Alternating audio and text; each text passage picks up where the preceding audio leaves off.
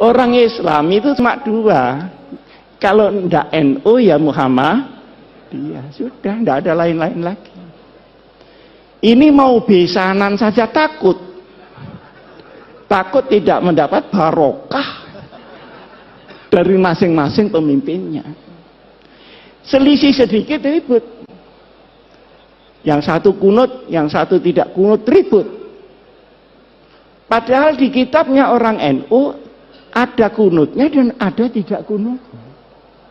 Tapi karena dia terkooptasi oleh golongan, ribut. Kalau tidak kunut itu begini-begini. Alhamdulillah sekarang ini sudah tidak ribut karena sudah tidak sholat subuh.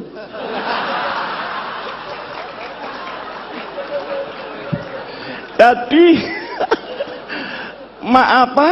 problemnya sudah kelewat. Dulu Pak Den waktu saya masih habis dari Gontor pulang, beda hari raya itu berkelahi Pak. Takut ini puasanya dosa segala macam. Padahal yang selisih Muhammadiyah sama NU ini kan cuma tanggalnya, kan bukan hari rayanya. Bener apa enggak? Betul. Nah, kalau dibetulkan pengasuh sahih sudah. Yang beda itu tanggalnya. Kalau sholatnya ya itu Allahu Akbar sekian kali takbirnya ya sama. Loh kenapa tanggalnya kok enggak sama? Ngitungnya enggak sama. Kalau NU itu harus kelihatan tanggalnya dan itu perlu 2 derajat di atas ufuk. Muhammadiyah pokok sudah istimewa selesai lah. Ada apa mesti diinceng itu? Apa tamu dia? Lah yang nginceng ini ya enggak mau disalahkan. Karena Rasulullah Shallallahu Alaihi Wasallam itu nginceng. Sampai saya ketika itu Pak Din belum jadi ketua Muhammadiyah. Jadi ketika itu ketua Muhammadiyahnya Pak Syafi'i Ma'arif. Saya diundang oleh Pak Yusuf Kala. Marah-marah Pak Yusuf Kala itu. Ini gimana NU sama Muhammadiyah? Masa enggak bisa jadi satu hari rayanya itu? Repot masyarakat kalau begini. Saya tanya, caranya bagaimana Pak? Ya kompromilah. Caranya, dengan Pak Den ya, maaf, dengan Pak Den. Katanya Pak JK, bagaimana kalau Muhammadiyah turun 1 derajat? NU-nya naik 1 derajat. Oh, kalau begitu langsung cash and carry saja. Ini fikihnya pedagang ini di sini.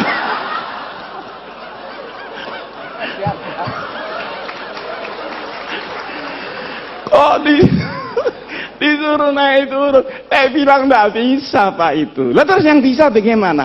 Yang bisa pengertian seluruh umat Islam bahwa perbedaan itu terbuka memang ada.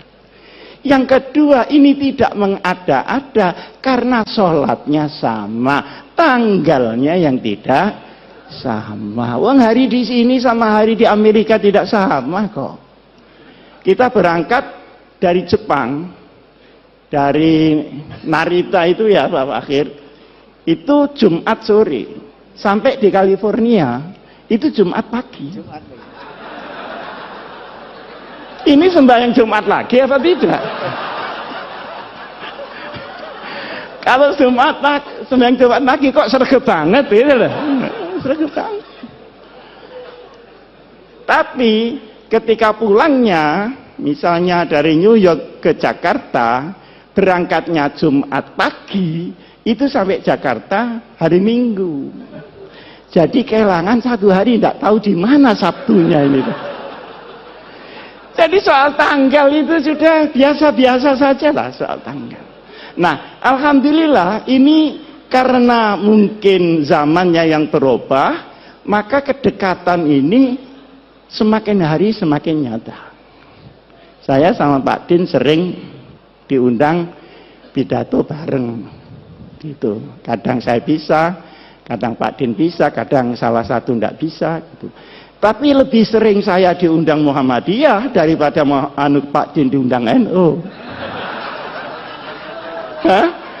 Padahal ini mantan NU nih. Kenapa dia pindah? Karena tidak kerasan saja sama orang NU. Bukan karena teori yang tinggi-tinggi gitu. Ini orang NU kok kumuh banget. Teman itu sekitar itu saja. Nah, masalahnya adalah sekalipun NU Muhammadiyah ini berbeda di dalam furu, bahkan Ibnul Furu ya, tetapi wawasan keumatannya sama, wawasan kenegaraannya sama. Karena Hadratus Syekh Kiai Hasyim Asy'ari ikut mendirikan republik, Kiai Ahmad Dahlan ikut mendirikan republik. Pahlawan nasional ada di dua belah pihak. Tahu jerih payahnya bagaimana membawa Islam di tengah kebinekaan yang luar biasa itu. Maka sabar. NU sama Muhammadiyah itu sabar. Cuman NU itu sama Muhammadiyah menurut saya itu sepasang sandal. Jadi kalau dipakai semua. Kalau tidak ya sekalian tidak semua. Jangan dipakai yang kanan, yang kiri tidak dipakai. Nah ini kira orang stres itu. Orang NU suruh bikin universitas rapi seperti Muhammadiyah. Sulit Pak. Tapi rahasia, jangan ngomong-ngomong orang. Tapi orang Muhammadiyah suruh ngurusi orang macul yang sehari-hari tidak ngerti apa-apa. Sehingga dia musyrik menjadi muslim. Enggak sabar juga Pak. Nah, bertemunya ini banyak yang tidak suka. Oleh karenanya, maka wawasan keagamaan, wawasan keumatan, wawasan kebangsaan dan kenegaraan tidak boleh dirobek oleh kepentingan apapun juga. Ini pertama. Sekarang yang kedua. Pandangan-pandangan kaum muslimin terhadap negara Indonesia ini baru selesai setelah berpikir 40 tahun. Waktu tahun 1945 kita merdeka. Nah, setelah itu umat Islam berbagai macam pandangan Indonesia ini diapakan dan disestempel apa. Maka ada yang keras, harus pakai stempel Islam. Nah, keras ini melalui beberapa pendekatan. Ada yang pendekatan militer, kemudian lahir DI, TII. Ada yang pakai pendekatan militer dan politik, PRRI dan Permesta. Disaingi oleh kelompok-kelompok orang yang tidak suka agama, orang ateis. 48 pemberontakan komunis yang dipimpin oleh Uni Soviet dan pemberontakan 65 yang dipimpin oleh RRC. Saya tidak tahu ini akan ada pemberontakan lagi apa tidak. Nah, masalahnya selanjutnya yang saya maksud begini. Setelah pendekatan militer gagal, dicobalah, ini kok diem saja ada apa? Mendengarkan atau enggak ya? Setelah pendekatan militer gagal, dicoba melalui pendekatan konstitusional. Maka seluruh wakil-wakil umat Islam bergerak di konstituante. Bagaimana supaya negara ini ditetapkan berdasarkan apa? Bentuknya seperti apa? Ada yang minta Pancasila tetap, ada yang minta Islam, dan ada yang minta sosiodemokrasi. Ribet di situ, tidak putus. Artinya dengan pendekatan politik pun juga mentok. Karena ini mentok dan tidak bisa berhasil, maka diambil alih oleh Bung Karno tahun 59 kembali ke Undang-Undang Dasar 45. Nah, setelah kembali ke Undang-Undang Dasar 45 ini, kemudian tahun 55 kemarin ada pemilu, tetapi kemudian tidak menghasilkan apa-apa. Baru ada pemilu lagi tahun 71. Tahun 71 orang Islam semua jadi satu, Pak. Yang Pak Idham, yang Pak Muhammad Nasir, yang Pak Kasman Singotimojo, yang Pak Nurholis Majid, yang Gus Dur, semua bersatu membela satu partai bersama, namanya Partai Persatuan. Sampai dengan tahun 82 berhasil utuh, tapi setelah itu mulai retak-retak. Maka sekarang P3 yang dulu dimodali dengan darah dan air mata, per hari ini masih layamutu wala ya. Mudah-mudahan qad aflaha man tazakka. Nah, ini perjalanan. Dari sini ulama-ulama itu berpikir, ini kenapa ya? Di sini kok enggak pas. Ternyata kesimpulannya, Islam di Indonesia seperti tadi yang disampaikan oleh Pak Fakhir itu benar. Islam dalam peradaban belum tentu Islam dalam formalistik. Di sini masalah yang timbul. Nah, akhirnya ketika diformalkan menjadi banyak tentangan dari kelompok umat Islam sendiri. Disinilah maka kemudian dikaji sampai dengan tahun 1983. Berkumpullah ulama-ulama ketika itu di Jawa Timur dan tempatnya di Sukoharjo, di pondoknya Kiai As'ad, ngumpul semua. Cari jalan supaya selamat, sudah tidak ada goncangan-goncangan lagi, ini bagaimana?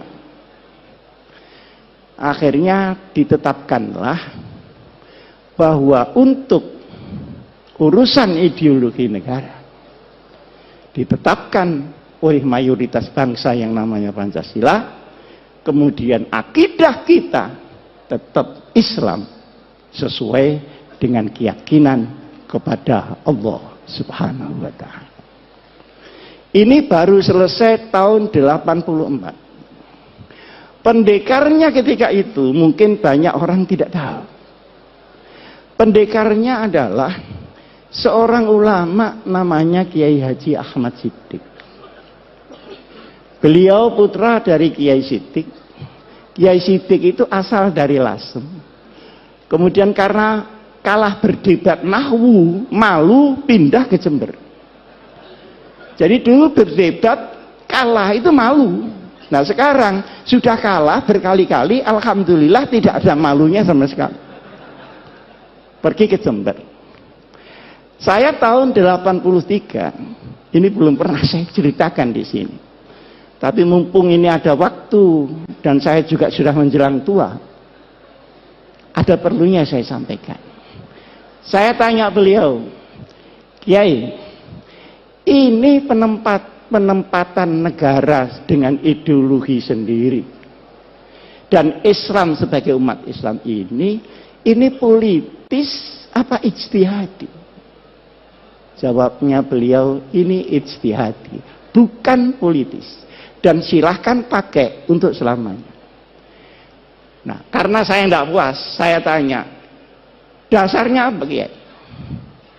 Kemarin saya sudah menyampaikan ke Pak Hasan, kalau setelah saya di kantor itu memang ngaji pindah-pindah begitu. Sana 3 bulan, sana 3 bulan. Termasuk ngaji di Kiai Ahmad Siddiq. Dibukakanlah oleh Kiai Ahmad Siddiq Mitsaqul Madinah, perjanjian Madinah. Iki sing bahasa Jawa. Iki si sadurunge kowe takon waca dhisik iki. Mitsaqul Madinah. Pada tahun kedua dari hijrah Nabi besar Muhammad sallallahu alaihi wasallam. Nah, setelah saya baca, ya saya bisa lah baca, wong lulusan Gontor masa enggak bisa bahasa Arab. Bisa saya baca. Komentar saya, subhanallah, ini adalah piagam yang paling orisinil untuk demokrasi dan kemanusiaan. The original conception about humanity and democracy. Luar biasa sih. Ketika itu saya membaca, tidak saya apalkan karena memang bukan mahfudot, tapi saya masih ingat poin-poinnya. Poin yang pertama, ukhuwah bainal muslimin. Oh, kenapa ya kok tidak ukhuwah Islamiyah ya? Ternyata kalau Islamiyah itu mesti ukhuwah Pak Fakir. Yang ruwet ini kan musliminnya. Khutbahnya wa'tasimu, keluar masjid wa'tafar. Di dalam kita wiridan, di keluar kita ganti sandal baru, kan begitu. Jadi yang ruwet ini musliminnya. Di situ diterangkan untuk urusan-urusan yang furu'iyah sudahlah ma'amaluna walakum ma'malu. Untuk yang usul ini kalau ada perbedaan harus dibicarakan di antara para ulama. Jangan dibicarakan di antara di luar para ulama.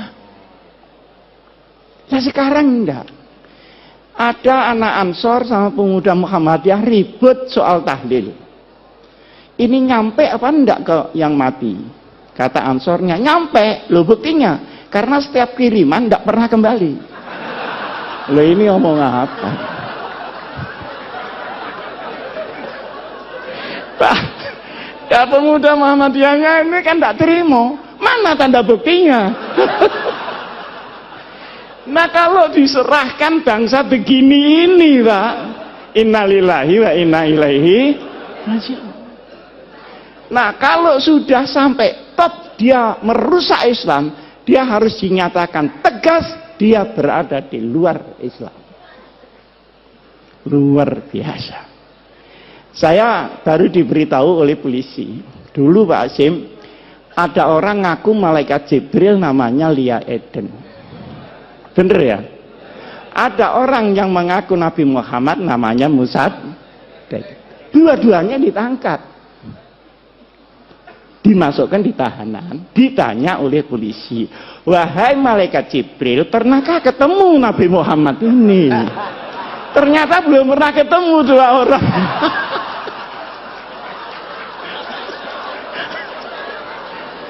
Lah kalau sudah sampai ini Pak, ya sudah, harus tegas, tidak usah ragu-ragu. Saya juga menyampaikan sama Al-Mukarram, Bapak Menteri Agama, sudah jangan ragu, katakan itu bukan Islam.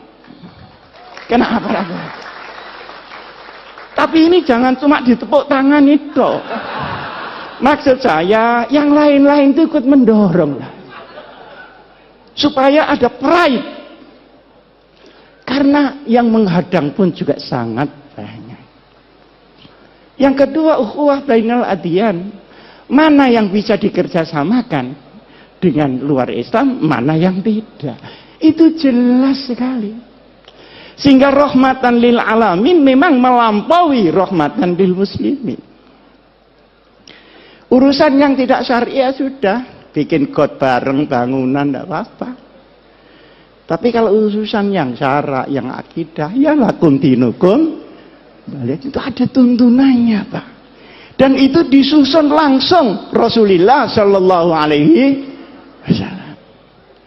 Nah sekarang ini kalau benci kelewat benci, tidak membedakan mana asyaduhum adawatan atau akrobahum mawaddatan, zimmi dan harbi disamakan. Tapi kalau sudah kadung kepingin demokrasi, tahlilan di gereja, itu kurang tempat apa bagaimana?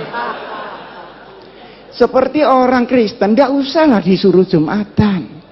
Nanti sandalnya hilang.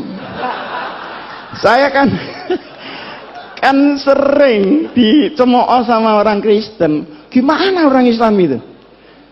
Uang ibadah kok sandalnya hilang? Ya mesti saja karena sandalnya ndak dipakai. Nah sampeyan sepatunya dipakai.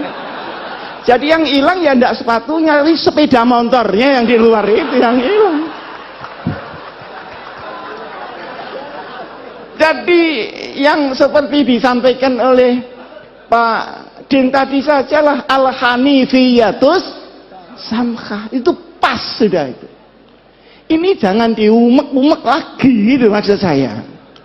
Nah, kemudian yang menarik lagi untuk qabilah-qabilah di luar hukum syariat dipersilahkan untuk menggunakan kebiasaannya masing-masing.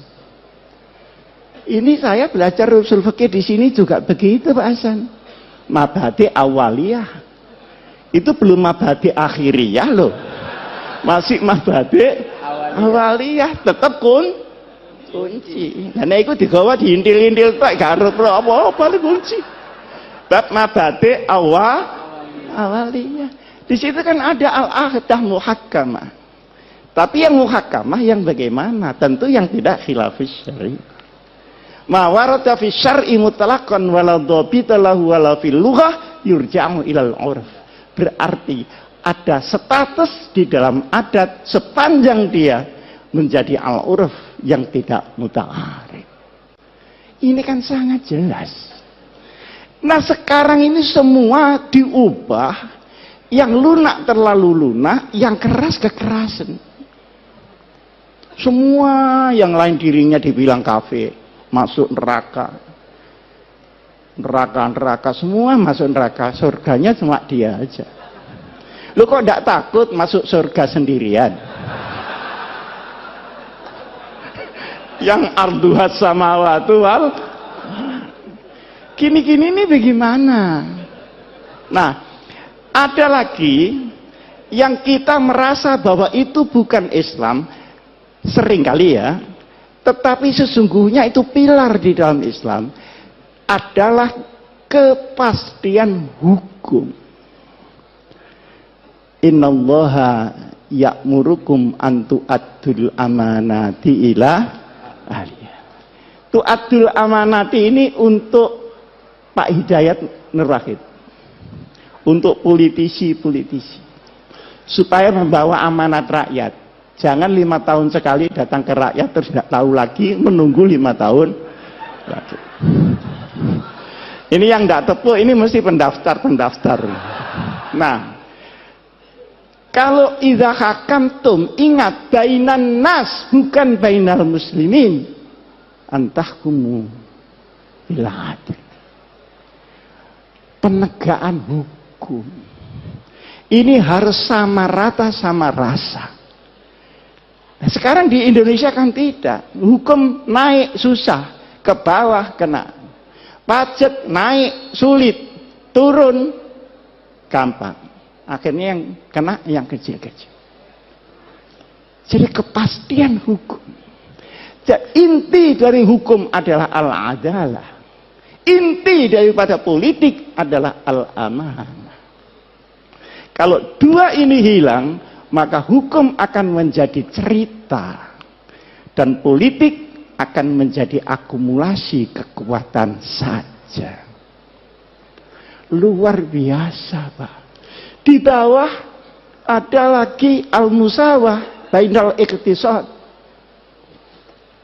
keadilan ekonomi.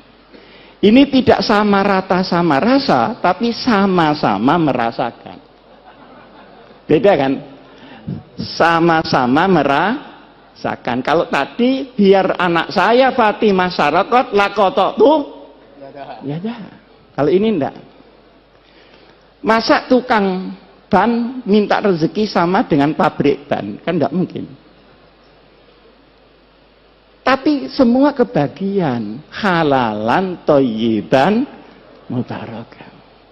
Orang sedikit bisa bahagia, dapat banyak bisa bahagia, dapat sedikit bisa menjadi pencuri, dapat banyak pun bisa menjadi rampok di mana-mana.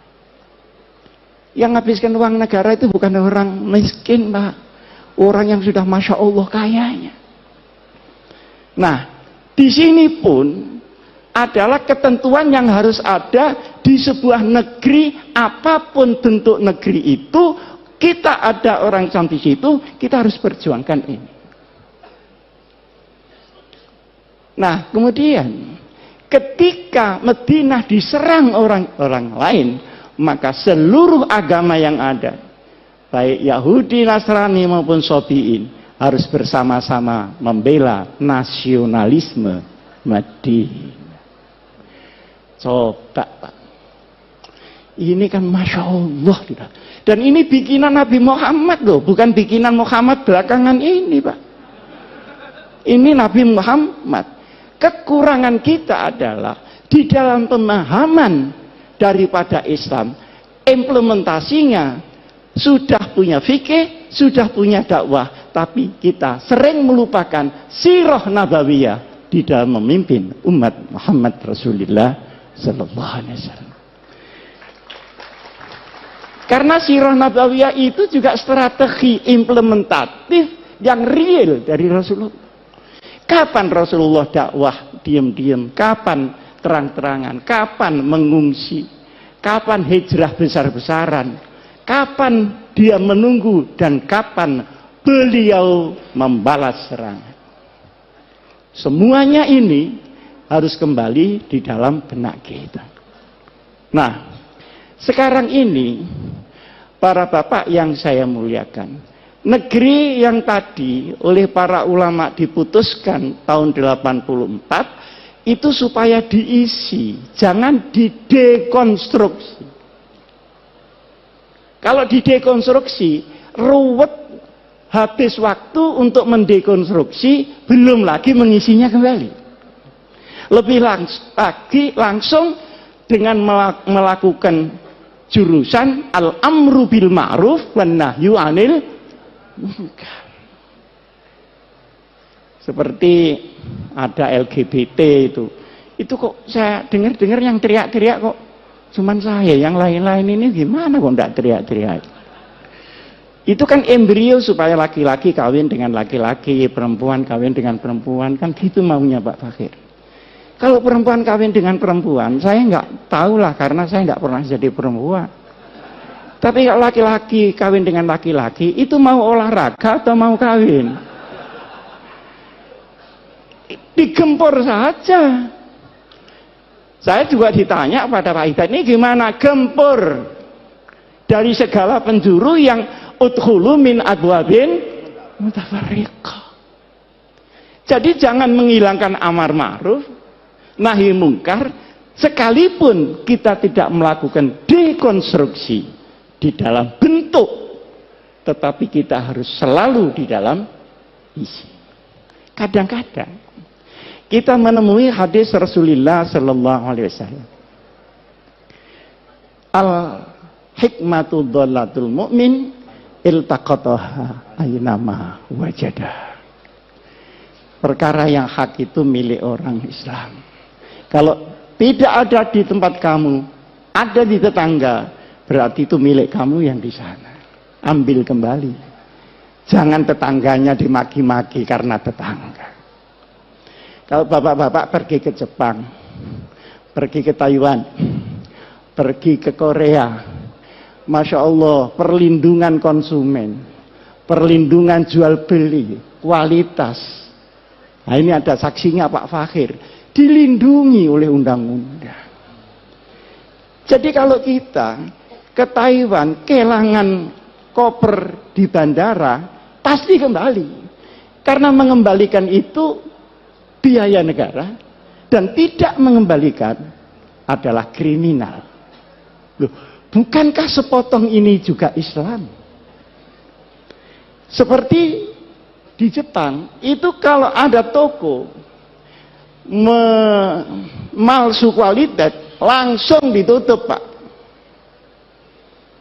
Jadi wailun lil mutaffifin itu kok jalan di sana, ndak jalan di sini. Sementara kita ini kalau beli makanan keliru terus, Pak. Buah-buahan katanya manis tapi kecut. Saya beli di Jalan Surabaya, Pak Din, itu lampu. Lampu itu yang kuno itu harganya mahal. 2,5 juta. Kalau yang baru itu cuma 650. Saya bilang saya minta kuno, Pak. Oh iya Pak Ji, ini tinggal satu yang kuno. Setelah diberikan saya ternyata baru kan kelihatan baru cetakan itu. Loh Pak, ini baru Pak, bukan kuno. Aduh, sampean nih kok rewel. Sampean biarkan saja. Lama-lama kuno sendiri. Mati.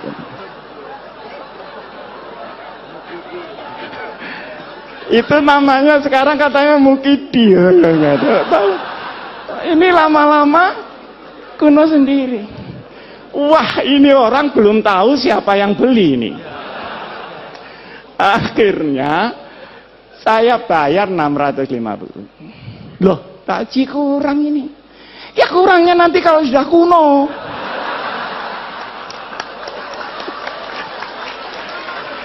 Itu kira-kira ada di Jepang apa ada di Indonesia kira-kira? Lah terus sepotong ini saja loh ya, bukan la ilaha illallahnya. Yang Islami yang mana? Akhirnya dia sadar, loh Bapak ini dari Sidoarjo, enggak, saya dari Malang. Lu Malang mana? Itu kan ada Pondok Al-Hikam, itu pondok saya. Oh kalau begitu Bapak ini Pak Hasyim Muzadi ya? Kok enggak bilang dari tadi ya? Kan malu saya kalau begini. Jangan begitu, lain kali bilang Pak kalau Bapak ini Pak Hasyim Muzadi. Bagaimana mudah-mudahan saya ini tidak kualat saya ini. Jadi dia takut Allah apa takut Hasyim Muzadi? Jadi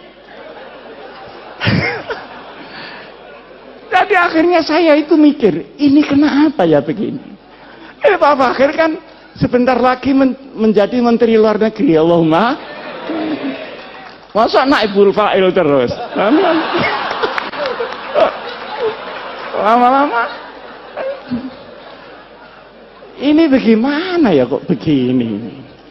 Jadi ternyata setelah kesana kemari, ilmu saya itu ya ilmu keluyuran saja, itu kan ilmu yang berat-berat. Oh kalau begitu, lau anna ahlal qura amanu wattaqau. Itu ahlal quronya bukan kuronya, Pak. Jadi kita tidak usah bulet perkara kuro, tapi ahlal amanu wattaqau. Fafatahna alaihim. Tapi walakin kazabu, yang kazabu tadi kuronya apa ahlul kuro? Ini bukan tamrinan tapi sudah terang. Sehingga menurut saya yang penting bagaimana kita isi Indonesia. Nah, di saat kita ngisi itu, tantangannya luar biasa, Pak. Terutama setelah tahun 2002, setelah reformasi ini. Seluruh ideologi yang baru-baru masuk, baik di kalangan kaum muslimin, maupun yang dari barat, maupun yang dari timur, semuanya masuk, sementara kita sedang diancam oleh regenerasi yang sudah 100 tahun ini. Indonesia akan ganti penduduk baru. Mereka anak kita atau anak zamannya.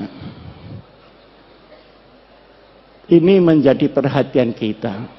Tetapi la tayasu min rauhillah. Sekian banyak kita berkumpul.